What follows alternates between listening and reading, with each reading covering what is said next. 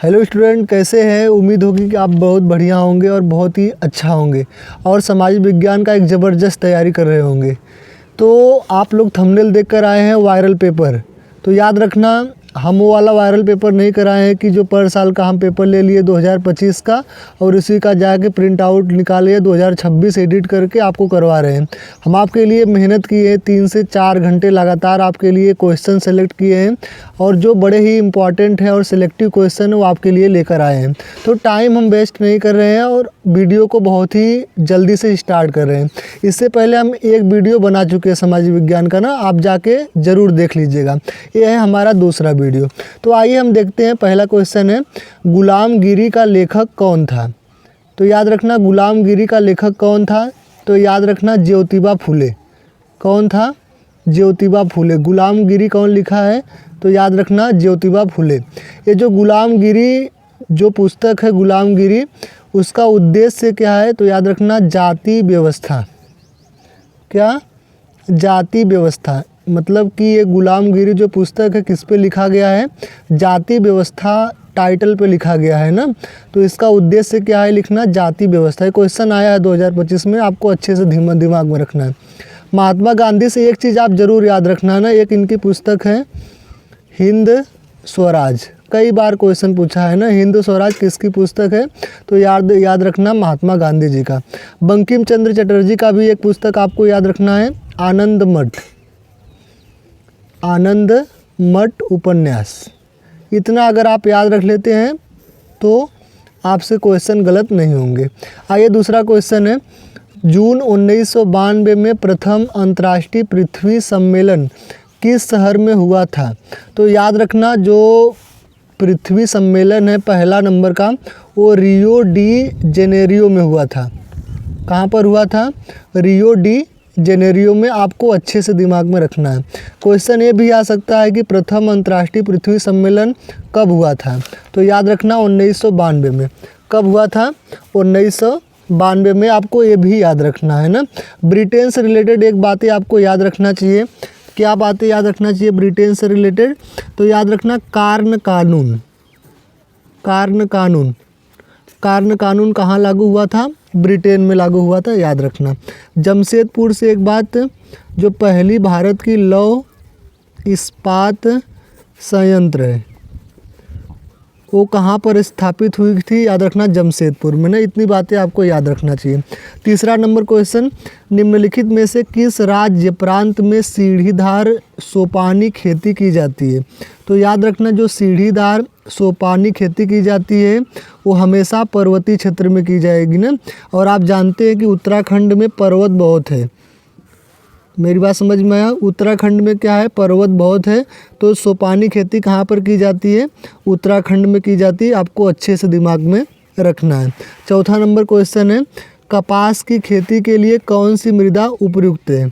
तो याद रखना, जो कपास की खेती है उसके लिए सबसे बेस्ट मृदा अगर कोई है तो काली मृदा। कौन सा? काली मृदा है। आपको अच्छे से दिमाग में यह बात रखनी है। लैटेलाइट मृदा, याद रखना, जो लैटेलाइट मृदा है वो चाय की खेती के लिए अच्छी मानी जाती है। किसकी खेती?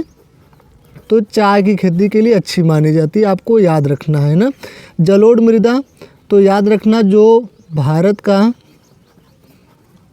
का उत्तर का मैदान है। कौन सा मैदान? उत्तर का मैदान। जितने भी भारत का उत्तर का मैदान उसमें पूरा क्या पाया जाता है? तो याद रखना, जलोढ़ मृदा पाई जाती है। आपको ये बात भी दिमाग में रखनी है ना। तो पांचवा नंबर क्वेश्चन है, पंजाब में भूमि निम्नीकरण का मुख्य कारण क्या था?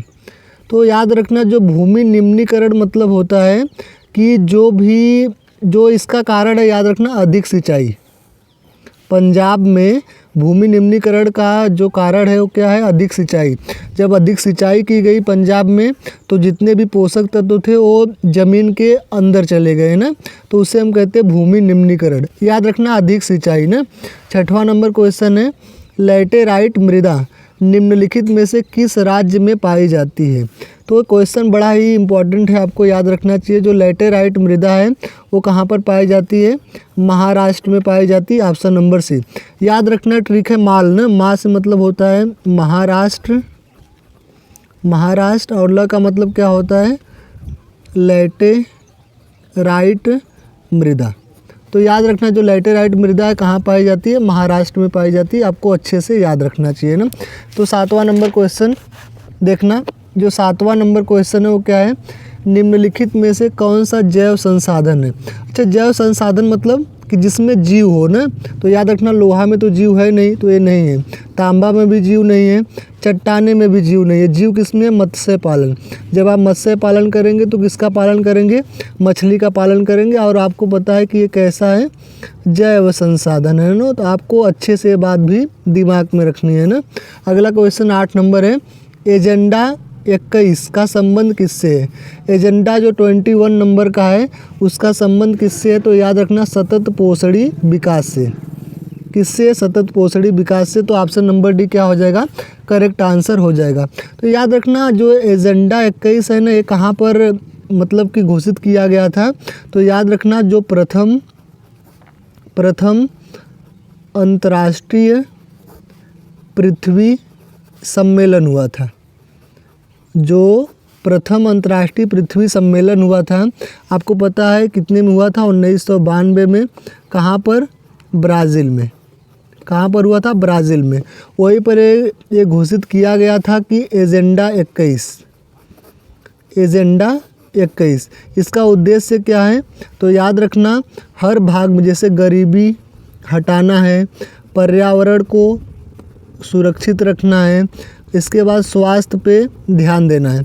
ऐसे करके कई सारी चीज़ों पे ध्यान दिया गया था ना। तो इसका मतलब सतत पोषणी विकास, हर चीज़ पे ध्यान दिया गया था, याद रखना ना। तो एजेंडा 21 का संबंध किससे है, सतत पोषणी विकास से, आपको याद रखना चाहिए। 9वां नंबर क्वेश्चन है, भारतीय वन्य जीवन रक्षण अधिनियम कब लागू किया गया था।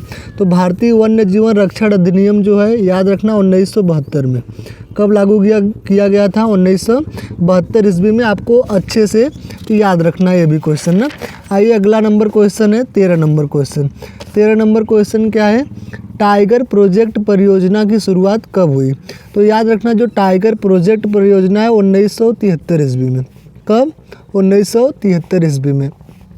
1972 में क्या हुआ था बताना, तो हुआ था भारतीय वन्य जीवन रक्षण अधिनियम। ये कब आया था बताना, 1972 में। 1973 में टाइगर प्रोजेक्ट ये दिमाग में रखना आप ना। 1992 में और 1929 में। तो याद रखना 1992 में क्या हुआ था, पहला अंतर्राष्ट्रीय पृथ्वी सम्मेलन। ये कब हुआ था, तो याद रखना 1992। 1929 में आपको पता है आर्थिक महामंदी। क्वेश्चन आएगा कि आर्थिक महामंदी का साल कौन सा था, तो याद रखना 1992 ना। तो 11 नंबर क्वेश्चन है, हरा सोना निम्नलिखित में से किसे कहा जाता है। तो याद रखना जो हरा सोना है वो कहा जाता है बाँस को। हरा सोना किसे कहा जाता है, बाँस को। याद रखना बाँस हो गया, कुछ कीमती जड़ी बूटियाँ हो गई, इन सब को क्या कहा जाता है, हरा सोना। और ये जो बाँस हो गया ये किसके अंतर्गत आता है, याद रखना प्राकृतिक वनस्पति। प्राकृतिक वनस्पति मतलब जो प्रकृति के द्वारा अपने आप होती है ना, बाँस को देखना अपने आप ही ये पैदा होती है और ये बड़ा ही कीमती होती है ना। तो प्राकृतिक वनस्पति ना, घास का मैदान मनुष्य लगाएगा तो ये प्राकृतिक नहीं है, कृत्रिम है।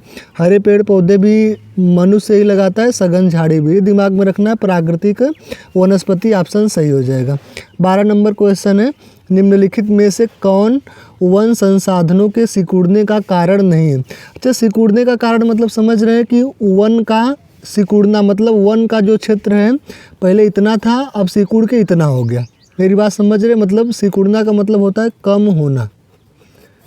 सिकुड़ने का मतलब क्या होता है, कम होना। अब देखना कृषि क्षेत्रफल का सिकुड़ने का कारण नहीं है, हमें पूछ रहा है। नहीं है मतलब कि सिकुड़ाना नहीं है, इसको क्या करना है, इस वाले फील्ड को बढ़ाना है। और बढ़ाने के लिए याद रखना क्या करना पड़ेगा, क्या कृषि क्षेत्रफल में वृद्धि। आप जानते हैं जब कृषि क्षेत्रफल में वृद्धि होती है, जब खेती अधिक की जाती है तो वन को तो काट कर लोग बनाते हैं, तो इसका कम होगा। अरे बात सही है कि नहीं?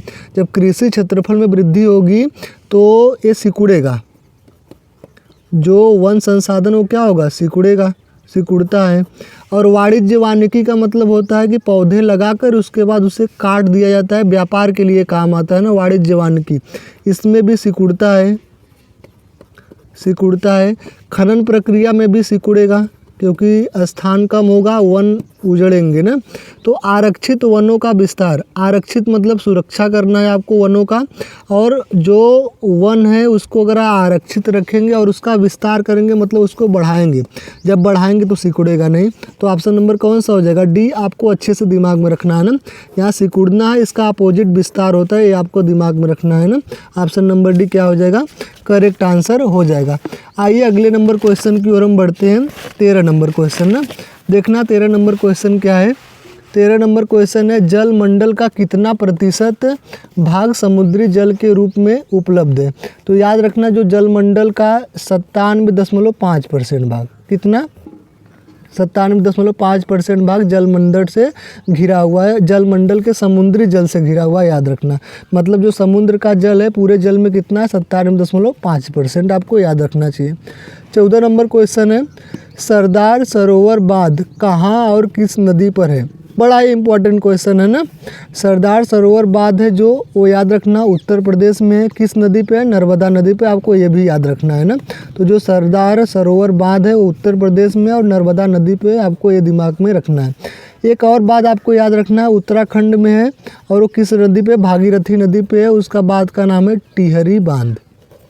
कौन सा बांध, टिहरी बांध। तो क्वेश्चन आएगा टिहरी बांध किस नदी पे है, भागीरथी नदी पे, कहाँ पर है, उत्तराखंड में, आपको ये दिमाग में रखना है ना। ये दामोदर नदी है जो इस पे पहला घाटी परियोजना, पहला नदी घाटी परियोजना शुरू हुई थी, आपको ये भी याद रखना है ना।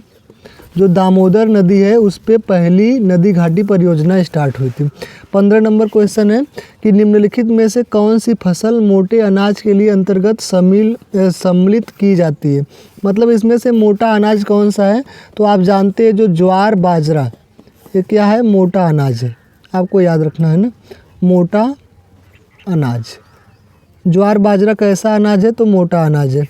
कपास, जूट और प्राकृतिक रेशम, इसको आपको याद रखना है, ये रेशेदार फसल के अंतर्गत आते हैं ना, रेशेदार फसल। रेशेदार फसल के अंतर्गत क्या आते हैं, कपास, जूट और प्राकृतिक रेशम। दालें जो हैं और धान, गन्ना, कहवा, इसको भी आपको याद रखना है ना। जो दालें हैं वो फलीदार फसल है।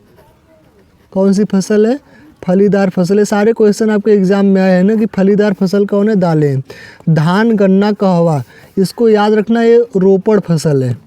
रोपड़ फसल मतलब इसे रोपा जाता है ना, धान को भी, गन्ने को भी, कहवा को भी, ये सबको क्या किया जाता है, रोपड़ फसल है। कहवा का क्या है, तो याद रखना है दक्षिण भारत में मिलता है ना। आप गूगल कर लीजिएगा कहवा के बारे में, आपको समझ में आ जाएगा।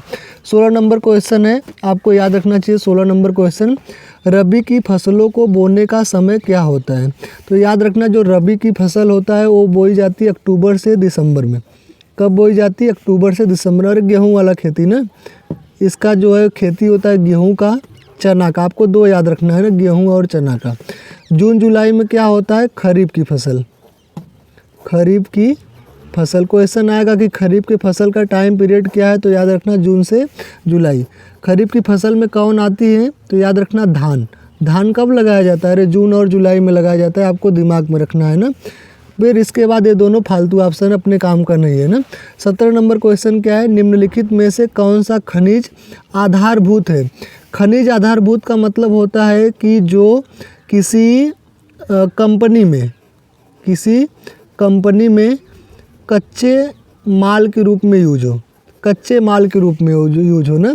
तो याद रखना किसी भी कंपनी में कच्चे माल के रूप में क्या उपयुक्त होता है, तो याद रखना लौह अयस्क। क्या होता है, लौह अयस्क। लौह अयस्क जो होता है एक कच्चे माल के रूप में किस कंपनी में, लौह इस्पात कंपनी में यूज होता है ना। तो इसमें से खनिज आधारभूत कौन है? लौह अयस्क है, आपको दिमाग में रखना है ना। 18 नंबर क्वेश्चन क्या है? निम्नलिखित में से कौन सा ऊर्जा का परंपरागत स्रोत है? तो अब मेरी बात ध्यान से समझना ना, दो शब्द होते हैं, एक होते हैं परंपरागत और एक होते हैं गैर परंपरागत। परंपरागत का मतलब होता है कि जो हमारे लिए हानिकारक है और पर्यावरण के लिए भी हानिकारक है। गैर परंपरागत का मतलब होता है जो हमारे लिए लाभदायक। कैसे याद करेंगे? हा का मतलब होता है हानिकारक और प का मतलब क्या होता है? परंपरागत। परागत दिमाग में रखना आपको ना। तो जो परंपरागत होता है वो क्या होता है? हानिकारक होते हैं। हाफ माइंड समझते हैं ना, तो हाफ। तो परंपरागत जो होते हैं वो हानि पहुंचाते हैं। तो बताना इसमें परंपरागत स्रोत तो इसमें कौन हानि पहुंचाते हैं? अरे सौर ऊर्जा हमें हानि पहुंचाता है? नहीं, ये तो हमारे लिए लाभदायक है। पवन ऊर्जा हमें हानि पहुंचाता है? नहीं, लाभदायक है। ज्वारीय ऊर्जा भी हमें और ना ही पर्यावरण किसी को हानि नहीं पहुँचाएगा। हानि कौन पहुँचाता है? तो कोयला। कोयला क्या है? तो याद रखना परंपरागत स्रोत है। कौन सा स्रोत है? परंपरागत स्रोत। आपको अच्छे से दिमाग में रखना है ना। आइए 19 नंबर क्वेश्चन की ओर बढ़ते हैं। 19 नंबर क्वेश्चन क्या है?